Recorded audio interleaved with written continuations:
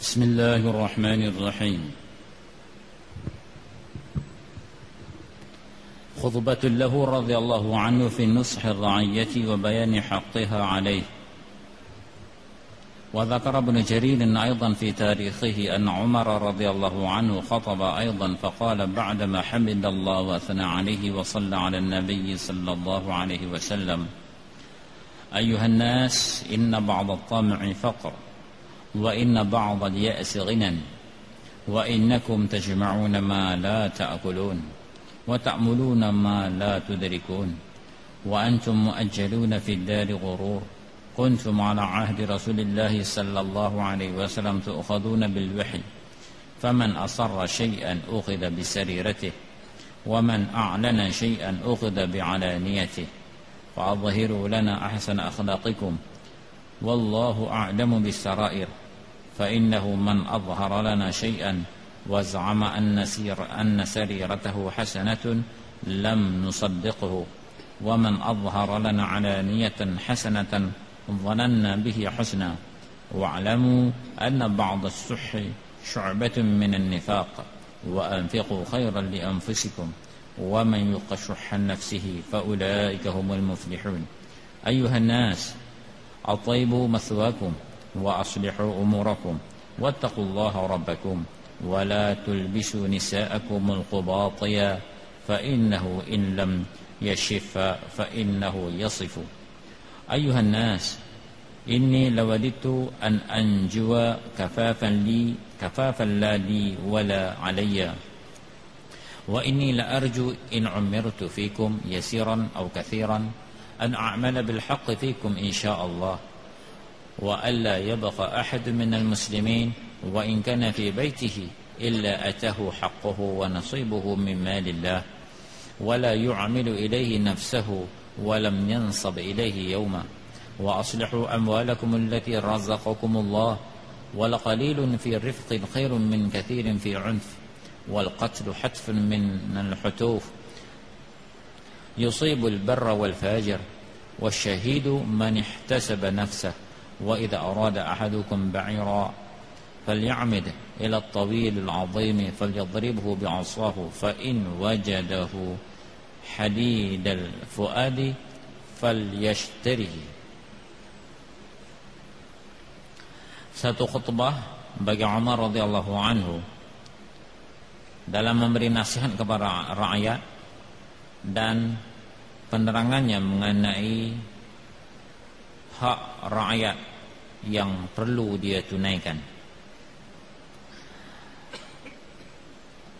Imam Ibnu Jarir di dalam kitab tarikhnya, sesungguhnya Umar radhiyallahu anhu berkhutbah selepas dia memuji dan memuja Allah Subhanahu wa taala dan bersalawat kepada Nabi sallallahu alaihi wasallam, dia berkata, wahai segala manusia, sesungguhnya sebahagian sifat tamak menyebabkan seseorang menjadi fakir dan berhajat, dan sesungguhnya sebahagian daripada sifat tidak inginkan sesuatu daripada orang lain akan menyebabkan seseorang menjadi kaya hati dan tidak berhajat kepada orang. Dan sesungguhnya kamu mengumpulkan perkara yang kamu sendiri tidak makan, dan kamu bercita-cita dan berangan-angan akan sesuatu yang kamu tidak dapat mencapainya.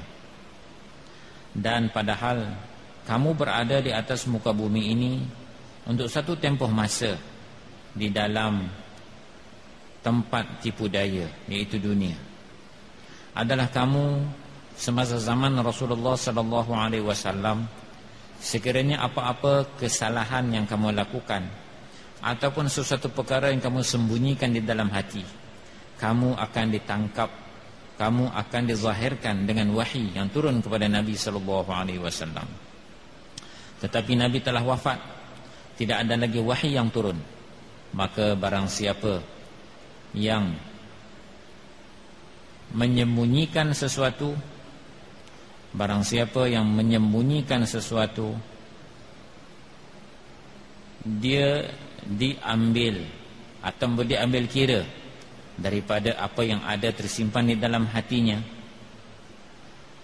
Dan barang siapa yang menzahirkan sesuatu, dia akan diambil daripada zahirnya. Bermakna pada zaman Nabi SAW, apa yang mereka sembunyikan daripada sesuatu, turun wahyi daripada Allah Subhanahu wa taala menerangkan sifat sesuatu yang mereka sembunyikan di dalam hati. Seperti mana orang-orang munafik Allah zahirkan, sifat-sifat orang Yahudi apabila berurusan dengan Nabi SAW, Allah zahirkan niat mereka. Dan barang siapa yang menzahirkan sesuatu, maka dia juga di Allah Subhanahu wa taala akan turunkan wahyi yang berkaitan dengan apa yang mereka telah zahirkan. Dan Nabi telah tiada, wahyi telah tiada. Kata Umar radhiyallahu anhu, maka zahirkanlah kepada kami akhlak kamu yang baik. Allah mengetahui apa yang tersembunyi di dalam hati kamu. Maka sesungguhnya barang siapa yang menzahirkan kepada kami sesuatu dan dia beranggapan sesungguhnya batinnya baik, kami tidak akan membenarkannya. Dia zahirkan sesuatu yang buruk, tetapi dia kata niat saya, maksud saya baik begini dan begini, kami tidak akan menerimanya. Kami akan hukum dengan yang zahir. Dan barang siapa yang menzahirkan kepada kami secara terang-terangan akan kebaikan, kami beranggapan bahawa dia seorang yang baik. Beramallah, ketahuilah sesungguhnya sebahagian sifat kedekut dan sifat kedekut ialah sebahagian daripada sifat nifaq.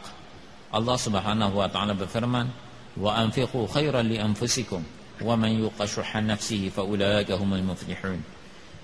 Dan belanjakanlah harta kamu, itu lebih baik bagi kamu. Dan barang siapa yang terselamat daripada sifat kikir dirinya, maka mereka itulah orang yang berjaya. Wahai sekalian manusia, elokkanlah tempat tinggal kamu, yakni bersihkan dan kemaskan tempat tinggal kamu, dan elokkanlah urusan kamu, muamalat kamu dan urusan kamu, elokkanlah, betulkanlah. Bertakwalah kepada Allah Rabb kamu. Jangan kamu memberi pakai wanita-wanita kamu kain qubati. Kain qubati adalah satu kain yang dibuat di Mesir pada zaman dulu, nipis dan jarang. Sesungguhnya walaupun ianya tidak tersingkap sehingga menampakkan aurat, tetapi apabila wanita memakai pakaian tersebut, ianya dapat disifatkan bagaimana rupa bentuk tubuhnya. Wahai sekalian manusia, sesungguhnya aku suka bahawa aku terselamat daripada tanggungjawab aku ini kosong-kosong, yakni tidak ada ganjaran kepadaku dan tidak ada azab kepadaku. Dan sesungguhnya aku berharapan sekiranya aku dipanjangkan umur, sama ada pendek ataupun banyak ataupun sedikit, aku akan beramal dengan kebenaran di kalangan kamu insya-Allah. Dan bahawa tidak akan tinggal seorang pun di kalangan orang-orang muslimin walaupun dia berada di dalam rumahnya, melainkan haknya daripada Baitul Mal akan sampai kepadanya. Haknya dan bahagiannya daripada Baitul Mal akan sampai kepadanya. Dan dia tidak perlu menyusahkan dirinya untuk datang, dan tidak pula perlu bersusah payah walaupun pada bila-bila ketika untuk datang mengambil harta-harta tersebut. Bahkan ianya akan disampaikan ke rumah mereka masing-masing. Elokkanlah, uruskanlah harta kamu yang Allah Subhanahu wa taala telah rezekikan kepada kamu. Dan sesungguhnya harta yang sedikit yang kamu dapati dengan mudah lebih baik daripada harta yang banyak, tapi untuk dapatnya perlu bersusah payah. Dan mati itu ialah dibunuh ialah satu jenis dari kematian daripada kematian-kematian yang berbagai-bagai. Kematian ini menimpa orang yang baik dan orang yang jahat. Bukan semua kematian dianggap syahid.